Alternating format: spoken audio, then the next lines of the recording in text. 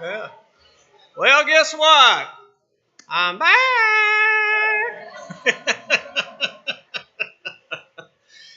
Yeah, thanks for the warning. Kevin texted me yesterday, and he's under the weather, and he wasn't sure he was going to be here, so obviously he's not. So he asked me to fill in. He will, Lord willing, be back next week and take us through the end of September, the end of this study, and then I'll jump back in there 1st of October and go back in, unless there's some brave soul here that wants to teach a quarter.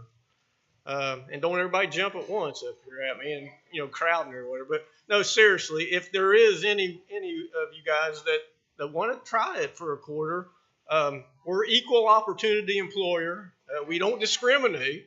But if anybody does want to do that, let me know. And I've got all the material printed off. We're starting to make copies. So we'll be getting that to you here shortly for the next quarter. But seriously, if anybody does want to try a quarter, I guarantee you'll learn more than what the audience is learning. It's amazing the things that you pick up on in order to try to teach the class. But again, if anybody wants to do that, that's fine. And if not, you're going to be stuck with me. So pick your poison, I guess. We're going to do lesson 9 tonight. We're going to talk about the book of Philemon, the book of Hebrews. A lot of stuff in both of these books. Of course, if we were doing this the way we're supposed to be doing it, we would be going over this lesson on Sunday morning and Wednesday night, which would give us a little bit more time, to dig a little bit deeper into things. But the way we're set up with Bill and David teaching on Sunday mornings, we only have Wednesday evenings. But enough of that. We're burning daylight, as John Wayne used to say. Before we get started, Brother Jeff, would you lead us in prayer?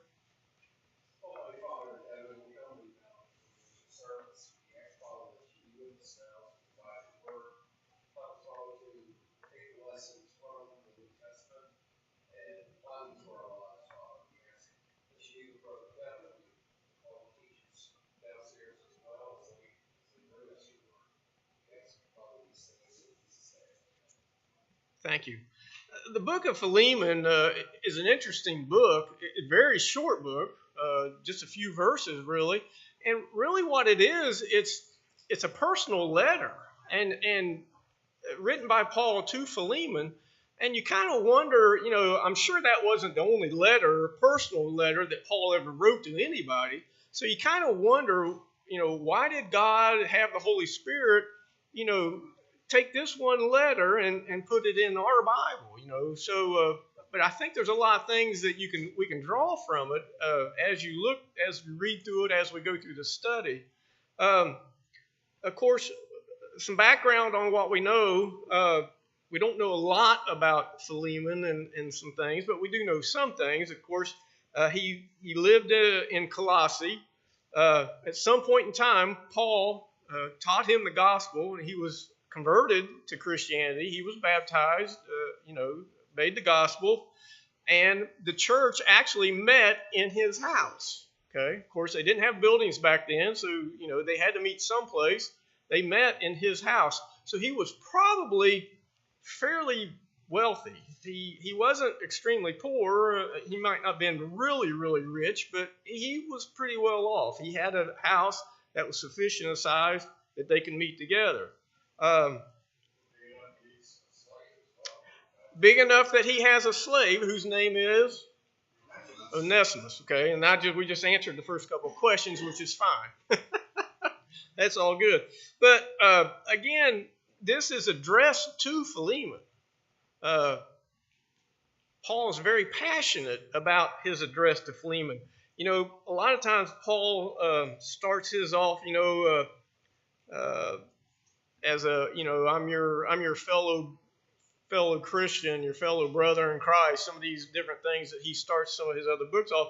But this one says that, he is a prisoner of Jesus Christ when he starts this one off. So he's trying to get a little bit more personal with Philemon. Of course, we know why he's writing. He's wanting Philemon to take Onesimus back. Onesimus being a slave, we don't really know what happened, but something happened and made Onesimus leave Philemon. He fled. We're not really told what went on. There's some speculation he might have stolen something, but again, just a lot of speculation. But for whatever reason, he leaves Philemon, and somehow he comes in contact with Paul. Paul teaches him the gospel. Onesimus obeys the gospel. Now it's up to Paul to send him back. And that's what this letter, the main focus of this letter is Paul implying or imploring, I guess would be maybe the right word, to Philemon that you welcome Onesimus back. Not only do you welcome him back as a slave, but you welcome him back as what? A brother in Christ. Yeah. Possible. We don't know. But I don't know. I mean, Onesimus doesn't object to going back. So I don't know, I'm sure he didn't like being a slave. I don't know who would. Well, I do that. Take that back. Some people back then actually volunteered to be slaves. I mean, they were slaves under their own volition, I guess you'd say. Yeah, kind of like that. So there were people back then that did agree to be bound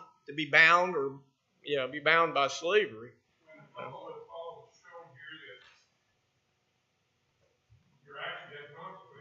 I'm going to get to that. Don't get ahead of me.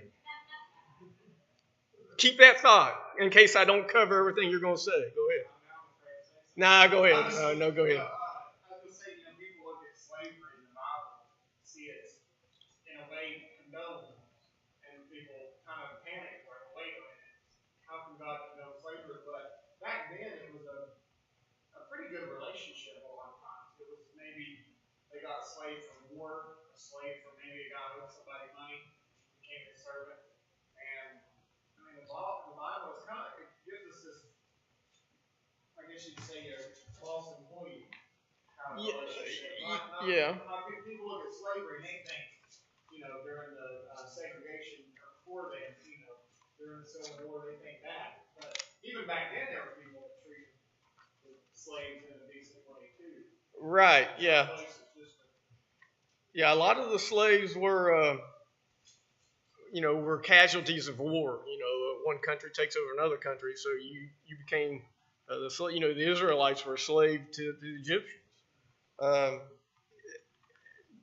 In the Old Testament, the slaves, it was against the Old Testament law to mistreat slaves. Now, of course, once we get into this time period of the Romans, we know that the Romans, they didn't care who they mistreated. They mistreated everybody.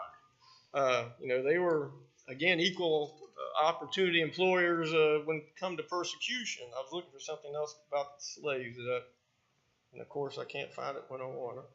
If you look at verse 7, it says, who formerly were useless to you and now is useful both to you and them. Slaves back then, if they had no usefulness, were mistreated. Yeah. So that could be the situation, like you say, we don't know. Yeah. He might have them used, and he decided to have them. Yeah. And I'm sure after he ran away, he was fearful of what the consequences would be. I thought I read, and I couldn't find that again last night. I read something yesterday, and I thought I could find it, but don't hold me to this. But I think he could have been put to death for running away.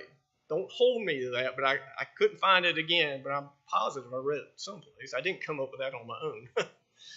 Worst case, he could have definitely been beaten or whatever, or put in prison. But there was consequences for his action with that. We're going to come back to this in just a minute. A couple more things, just tidbits about Philemon, what we do know about him. The letter introduces us into a Christian household. We know Philemon has obeyed the gospel because it talks about him, his name Philemon.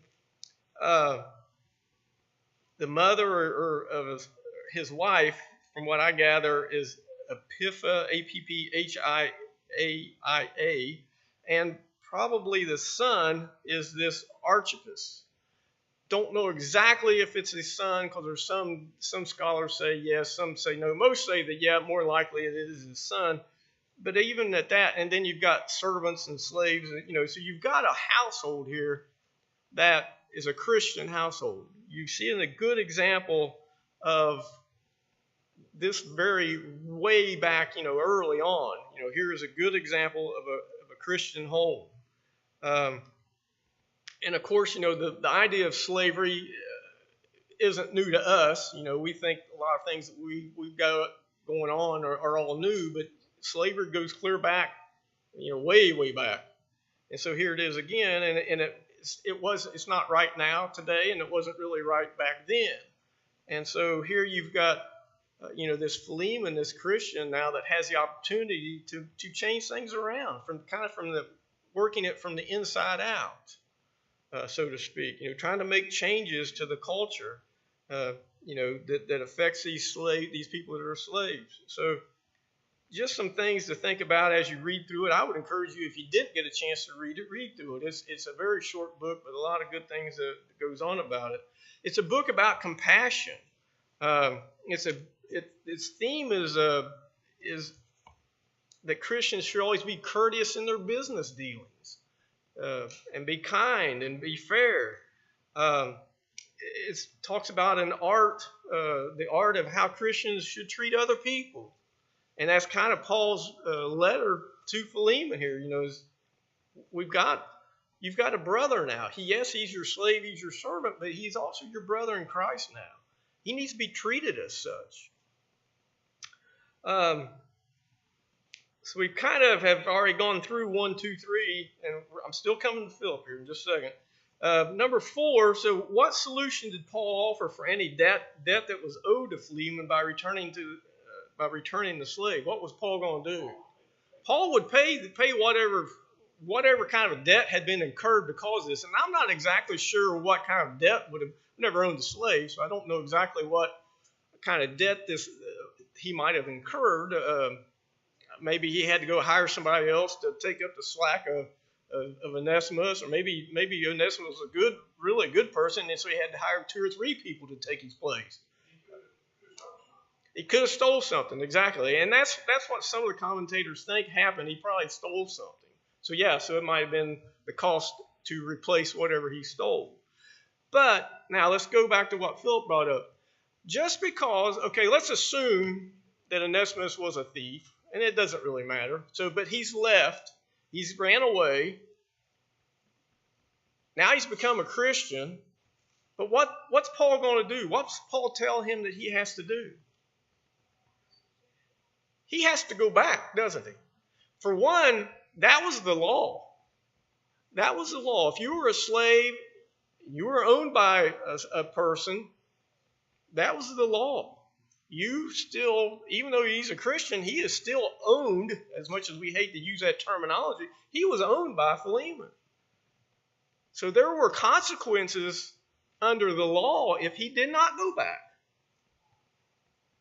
So just because he was a Christian didn't erase the fact that he was being unlawful, that he possibly had stolen something. And I don't want to go down a rabbit hole, but just for a few minutes we can chase a rabbit, because we see this today with marriage, divorce, and remarriage. We have people that are outside the church. They're not saved. They've been married, divorced, remarried once, twice, multiple times. They're introduced to the gospel. They obey the gospel. There are some out there in the church that teach that once that obedience to the gospel is done, this problem with their divorce, marriage, their marriage, divorce, and remarriage is done away with.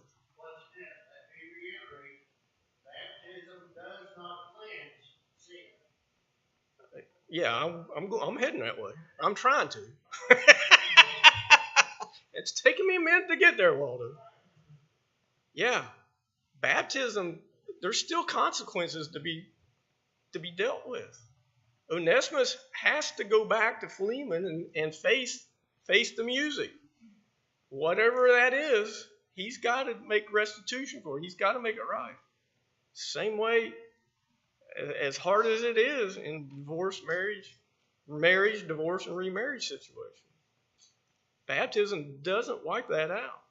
Right there's a prime example that it doesn't. Now, is that close to what you were going to say, or go right ahead with your comments? Yeah. Whatever he did wrong. And again, I think Paul personally knew Philemon.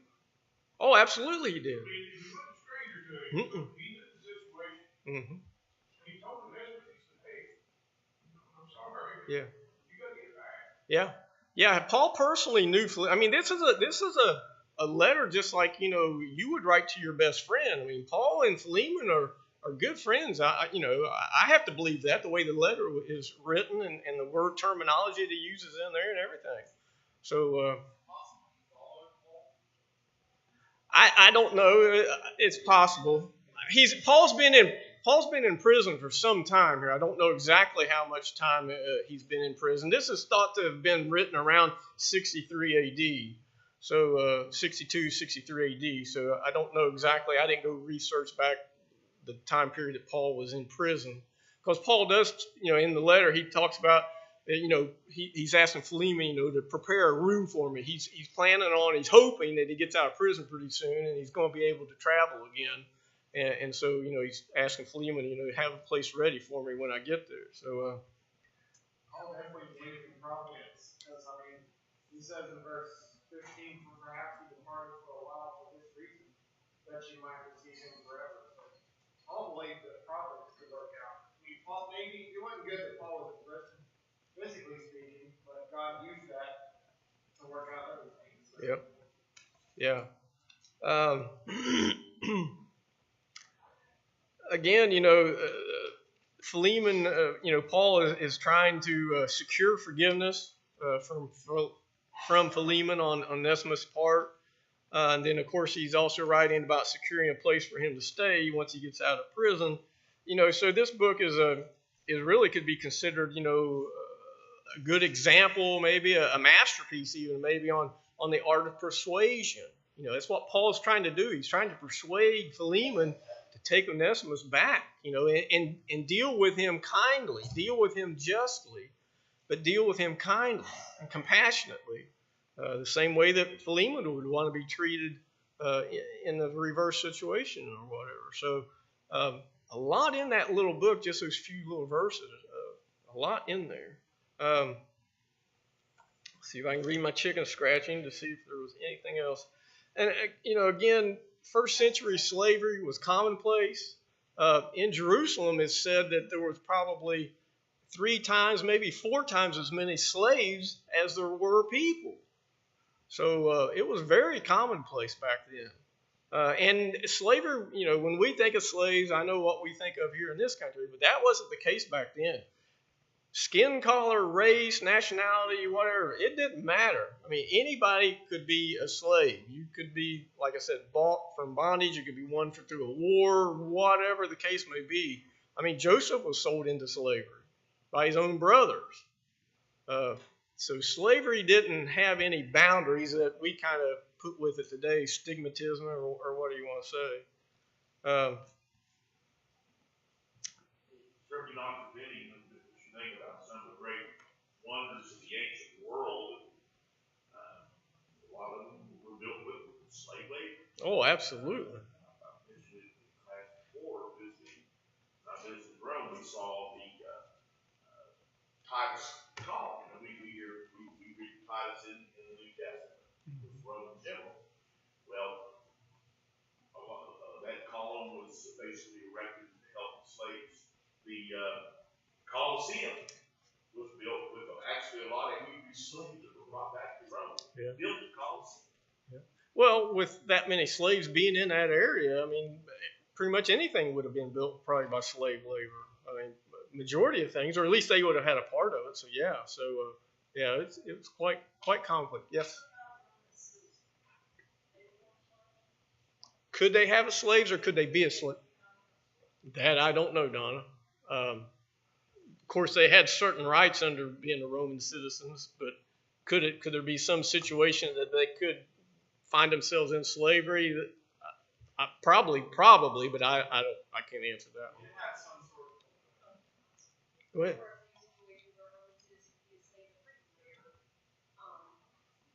So you have heard that there were some? She says she knows that there are some that were Roman slaves, but not a lot. So yeah,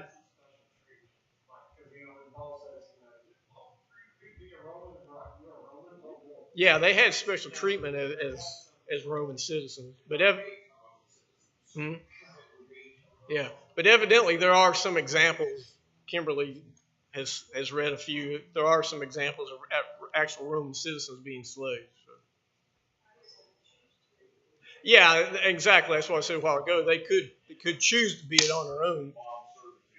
Yeah, sorry about that. Didn't mean to do that. Okay. Any other thoughts on Philemon? Again, we kind of go through it pretty quick, but that's majority of it in a nutshell. It's a good letter. It's a personal letter from Paul, trying to persuade Philemon to take back a brother in Christ. All right. Hebrews, an extremely deep book. More than we're going to be. We got about 19 minutes, more than what we're going to be able to cover in 19 minutes. I can assure you. What's number 5? Is it number? Go ahead. What? He may have to. No, I think we'll get through it. We'll give it a try. So number 5. What's the message of Hebrews? Yeah, Christ is greater than the law, and this is really borne out in the next couple of questions when we start talking about here.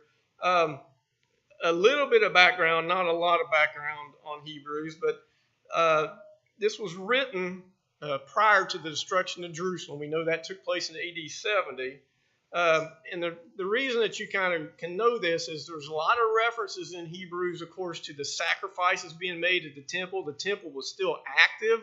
When you read through the book of Hebrews, you see a lot of things talked about the sacrifices being made and things going on in the temple. So, of course, if it was written after Jerusalem had been destroyed, then the temple would not be in place.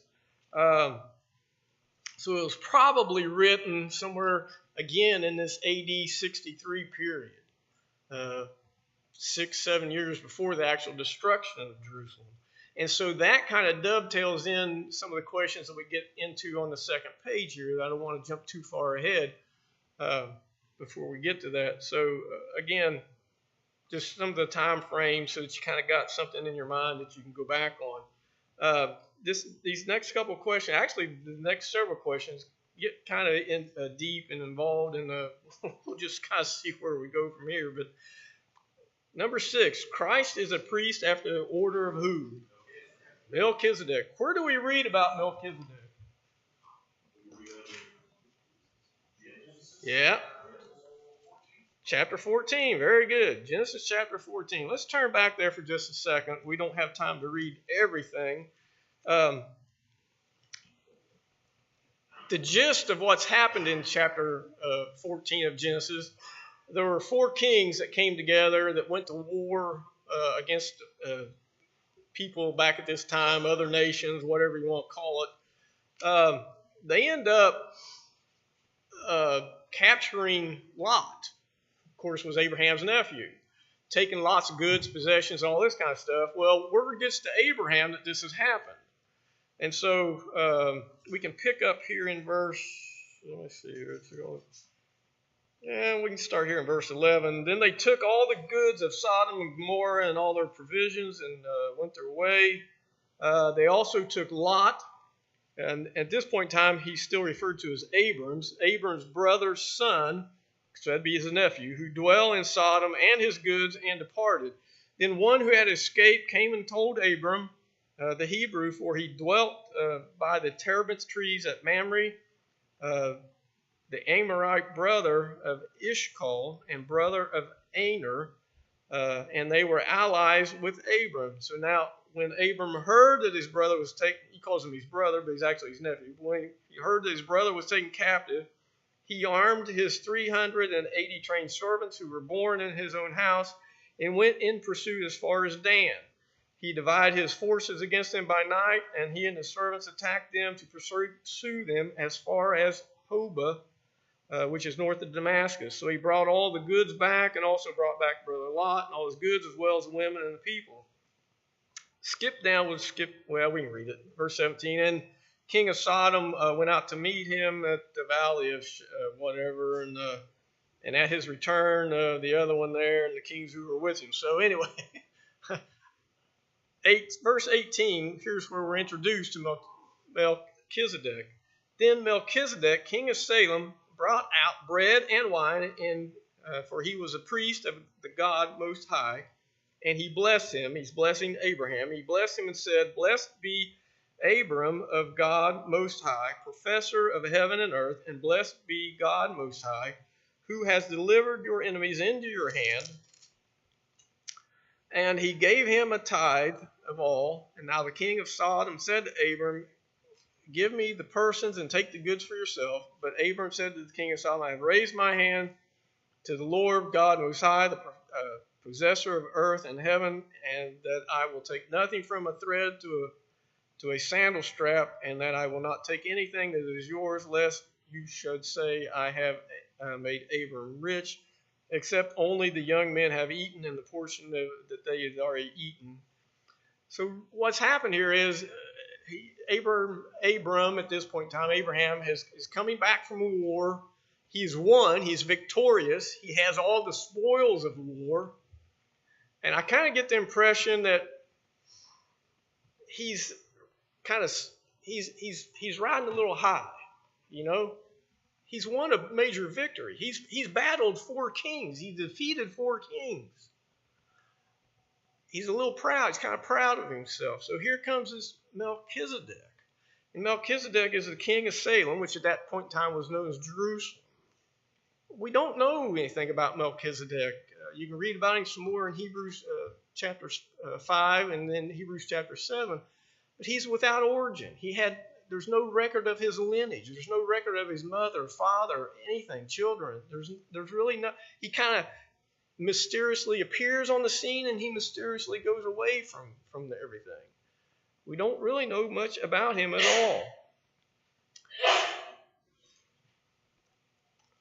So when we get into these questions, let's go on down and we'll talk about just a little bit. So number 7, the priesthood of Christ is greater than that of. Okay, so what's the significance? Well, that's where we kind of get into some debates, and depending on who all you want to read from and different things. Continue on over the next page, that same thought. So let's back up here. It says, for the priesthood of Christ is greater than that of Melchizedek. So the second page, thus Christianity is greater or better than what? The old law. That's the whole gist of everything that's really said here about Melchizedek. If you really boil it down to a nutshell, that's what it's trying to be. Exactly. What's also important about it is back in those days, the king or the person that was higher than the other person, they gave the blessing to the lesser person. So that's what Melchizedek is doing. Melchizedek is set above Abraham. He's giving Abraham a blessing. Abraham, in return, gives him a portion of what he has. He's giving him a tithe, although it's not called a tithe. That's what he's done here in the Old Testament. So somehow, tithing didn't come into place until when?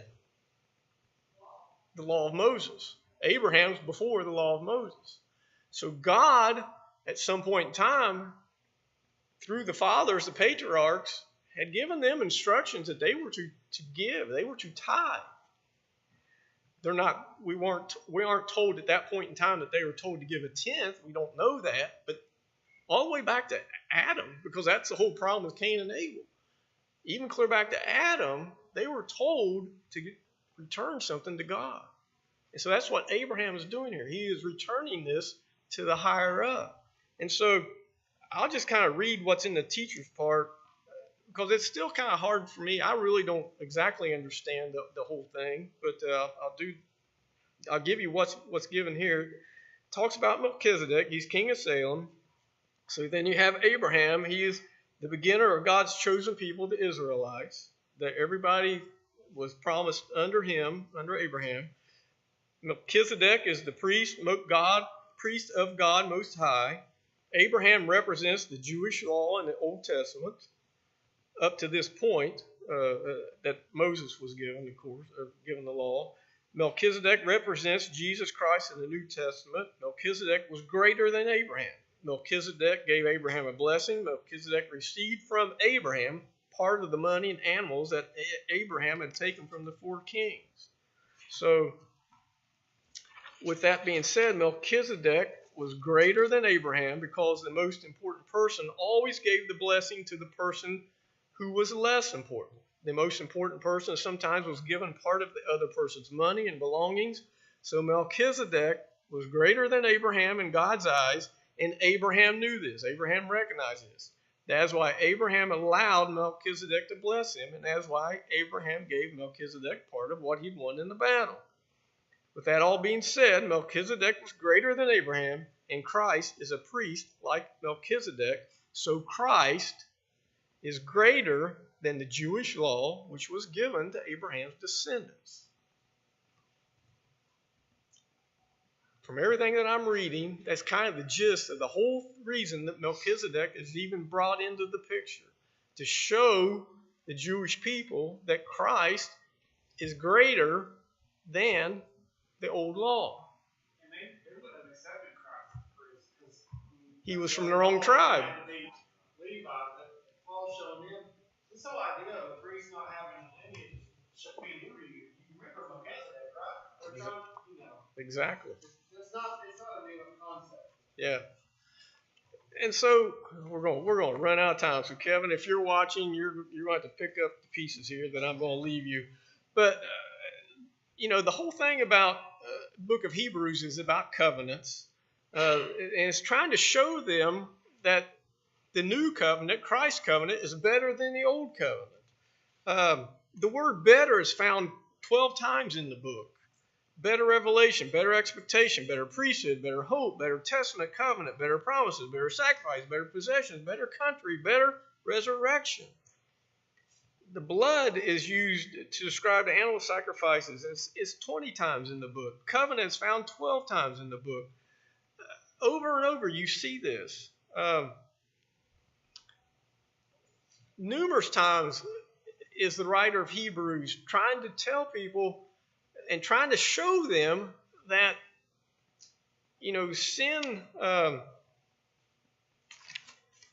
sin was so great that there had to be there had to be something to pay for the sin. And it was the blood. It was the blood of bulls and goats at that point in time. And so he's trying to show them and tell them that was only temporary. There has to be something greater to get rid of the sin permanently, and that being Christ. The Jewish law did 2 things. It taught the Israelites that there were commands from God that had to be obeyed, and we've seen that as we've studied through the Old Testament numerous times. And then number 2, it taught the Israelites that their sin was really bad, and that something had to die, shed its blood before the sins could be forgiven. But the Jewish law was only a guide to lead the people to Christ.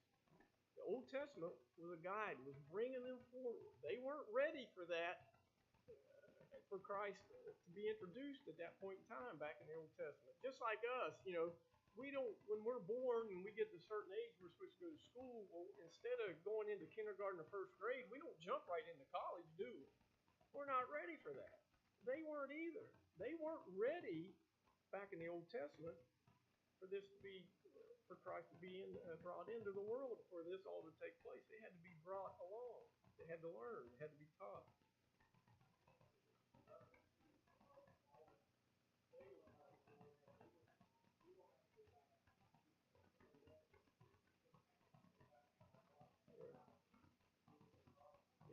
Yeah, we have it so much better. We have the full revelation. We have the full picture. We see everything, but they only saw parts of it.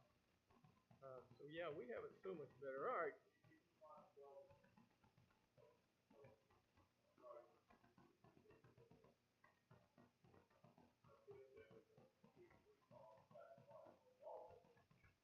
Line 12 says, not with the blood of goats and calves, but with his own blood, talking about Jesus. Yeah. He entered the most holy place once for all, having obtained eternal Yeah, Jesus was the perfect sacrifice, the one that could remove that sin, that punishment of sin from people prior to him, during his time, and for those to come as long as the earth stands. We're going to get through a couple of these, and then Kevin can pick up probably down around the Hebrews 25, because there's a lot to be said about that as well. Number 8, the anchor of the soul in Hebrews 6:19 is what? Hope. Yeah. And because Christianity is based on better promises, better hope, better foundation, than the old law, it gives what? It gives hope. Yeah. Reassurance. Yeah. It gives hope that reaches into heaven. Yeah. We have this hope, and that's what is trying to be conveyed in Hebrews. We have this better hope. We know what the promises are. Number 10, God foretold the removal of the law of Moses, which served as a shadow, a stepping stone, a guide. I mean, a lot of different things you put in there of things to come. Okay? And then number 11, he taketh away the first testament that he may establish the second. Yeah. It takes the death of a person to make that Old Testament to go away. It took a death, Christ's death, to bring in this New Testament, to establish this new one. And we got about 2 minutes. I really don't want to get into this 12 or 10:25, because there's a lot that can be said on that. Go back through it and study it again. Look at it, because there is some conflict into what it talks about. Some people, I will just give you a heads up, some people think it's talking about the second coming of Christ, and some people think it's talking about the destruction of Jerusalem. Dig into it for yourself and see what you come up with, and then Kevin can pick up there next week, and maybe we can come to an agreement on it. So thank you for your comments, and we'll go from there.